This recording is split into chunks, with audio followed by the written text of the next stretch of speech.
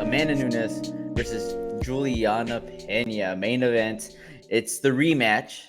Everybody says the much anticipated rematch. I know Dana kept on saying this is one of the most anticipated rematches that I could think of in the history of UFC. I don't know if it was super anticipated.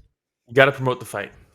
Got to promote the fight. By the way, this is a nice picture of the face-off there.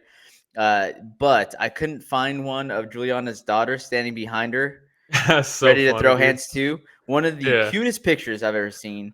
Her mom's facing off against probably the GOAT women fighter. Yeah. And she just backed her with her hands up, ready to go too. She's like, "Hey, mom, if things pop off right now, I'm letting you know. Yeah. I'm good to go." I saw someone Photoshop Henry Cejudo in there and like the same size as her facing off. That was awesome. But yeah, so Julianna Peña, Amanda Nunes. I just want to start off by saying we also had the year beginning predictions, right? And did you predict Nunes would take the belt back from Peña? I believe I did. I'd have to reference back, but I'm pretty sure I did. Okay, I know I did. So for anybody that's first tuning in, I have a belt, right? For picking Amanda Nunes losing to Julianna Peña last year. That's the one that was the deciding win. But then I also said, hey, this year, Amanda Nunes will take the belt back. We will see Julianna Peña holding the belt again, but probably not until Amanda Nunes retires at this point. Yeah, probably. Did you catch the post-fight interview on this one? For the press conference. For Nunes? The press conference. Dana's press conference? For Nunes? Yeah. Or just Dana's part? Dana's part, yeah. I saw most of it. Someone was like, they were like, yeah, the scorecards made it seem pretty dominant, but I don't know, the fight seemed kind of different. What are your thoughts on that? And Dana's like, oh, yeah. I don't think so. He's like, yeah, it was pretty dominant. Down like 5 times. It's pretty dominant 2 rounds. Performance. And the guy's like, yeah, but she threw up a lot of submissions. He's like, dude, it's not the same. Yeah, he's like, submission attempts are not the same as knockdowns. Yeah, but okay, so let's start off here by talking about Amanda Nunes. First of all, physical shape, night and day. Completely different. From the last fight to this one, holy smokes, dude. She looked in phenomenal shape. Game plan wise, completely different. On point. Comes out southpaw, right, which throws Julianna Peña off. Julianna Peña, it seemed like she wanted to continue taking the fight to her like she did the it's first just fight. It's so funny to me that this is where the bantamweight division is like this, where just switching to southpaw is like a massive change in the fight. Like there's fights now where people are switching simultaneously mid combos, they're shifting all this stuff, and it's like, you know what, the big change that I'm going to make that's going to be the difference maker, I'm going to fight southpaw this time. And it's like, oh, I don't know what to do now. No, but I mean, she doesn't fight southpaw very often. No, and it was perfect, because if we can leave it right here, Rich, on this photo, because the whole first fight worked out for Peña, because Peña just kept jabbing, rushing in with her jab, just jabbing. And this one, Nunes, who I'm guessing is right-handed, because normally she's fighting orthodox and she lands the overhand right all the time. The dipping jab from Peña made the overhand right useless in the first fight, and Nunes was like, I'll just keep throwing it and try to land it, and Peña was like, I'll just keep jabbing, and you can't. So then this fight, Nunes is like, I'm just going to fight southpaw. Now my lead hand is my dominant hand, and every time you jump in like that, like you did in the first one, I'm just going to hit you with the check hook. And she just did that over and over and over again. It was like, it was kind of like the same thing of the first fight, except different techniques, and flipped. But she just same, but different. Check hook every time she came in. I mean, she was blasting her with that check hook, and then she would switch orthodox and immediately get jabbed up, you know. And then switch Penny back. would land and then switch back and be like, oh yeah, game plan, I forgot. Yep. And then I mean, Julianna Peña, with the way she would blitz in, so off balance, man. So off balance. Last week, I talked about Meatball Molly, where she seemed like she was balanced the entire fight, and this was the exact opposite in this case, watching Julianna Peña, where her feet were constantly crossing, like just straight walking her down, just throwing left, right. And actually, with the shot where she flew back, like she got caught and flew it was crazy. back, was one when she was just walking her down with her chin straight up Just and just throwing punches, and yeah, Julianna or Amanda Nunes just knocks her to the other side of the octagon. just kind I was of like, dude, pace back, check hook, and just flew it. She just went flying. it It was crazy. it was nuts. And I don't know how much truth there's behind this, but Amanda Nunes says I didn't want to finish her. I wanted to show her that I can go all 5 rounds. You I said that before, though. We know she could go Yeah, 5 rounds. She made the but you point know the what's so first time. crazy? Huh. Julianna Peña would get dropped. There's the third time she gets dropped. You see her eyes roll to the back of her head a little Yeah. bit, and that one was nasty. But then when Yeah. she lands on her back, she looked like She's back. she's back.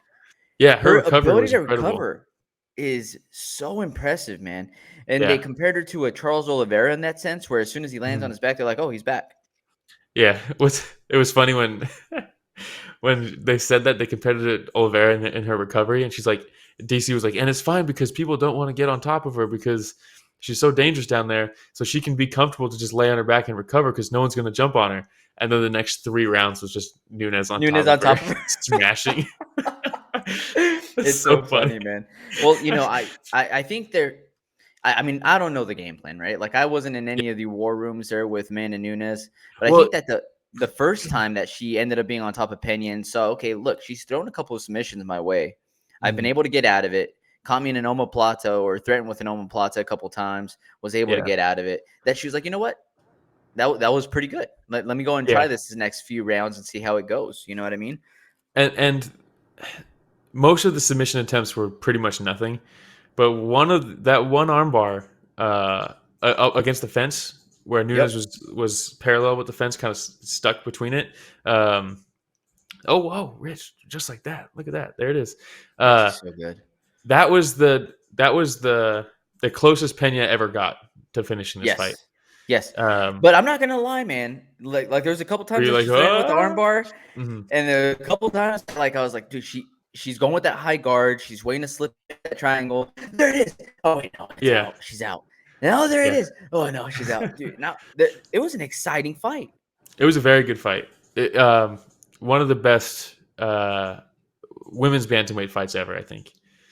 I agree I don't know with if it's you the best, but 100%. it's definitely up there. I think it's one of the best championship fights, bantamweight championship fights that we've ever Yeah, seen for the women mixed martial arts. But obviously it it's was not an saying exciting much, fight, man. but And with Juliana Pena, her toughness is second to none, man. That yeah, girl continued taking a beating. She continued walking her down. She stuck to her game plan, albeit the wrong game plan. And it was frustrating though because her coach was like, "Look, when she's standing southpaw, you need to come in with a left and then clinch. Come in with the left yeah, and clinch." And she come in with the left and then follow with the right and left and right and left. And I'm like, yeah. clinch. But then even when she would clinch, Amanda would just land the little hip toss, Hip and toss, like yeah. a couple times where it was like, Again, off balance coming in. off, exactly, yeah, Off balance coming in. reaching for the clinch, you know. Yes.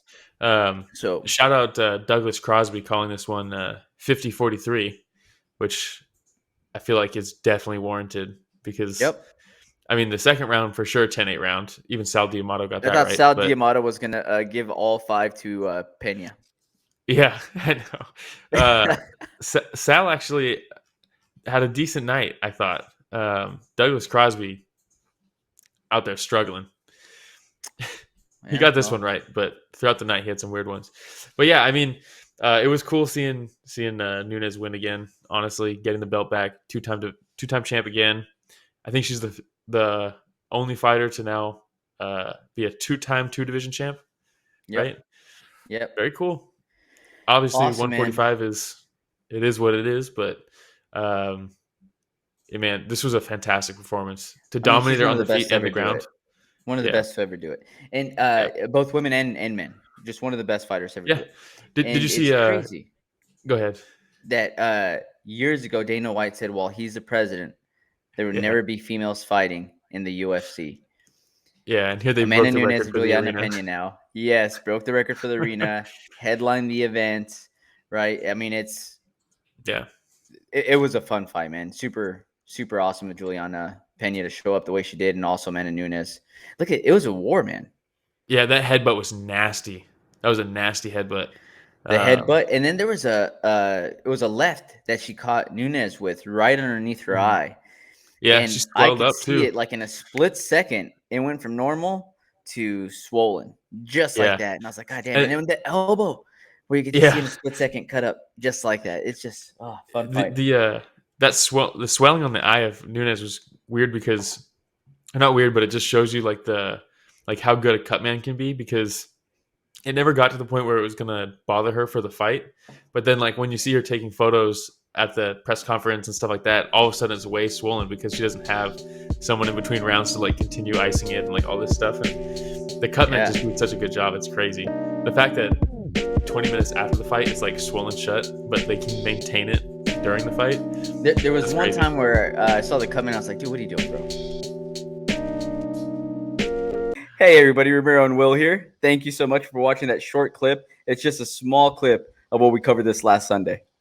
Yeah, if you want to check out the full fight card recap, the link is in the description, and it's going to be on screen at the end here.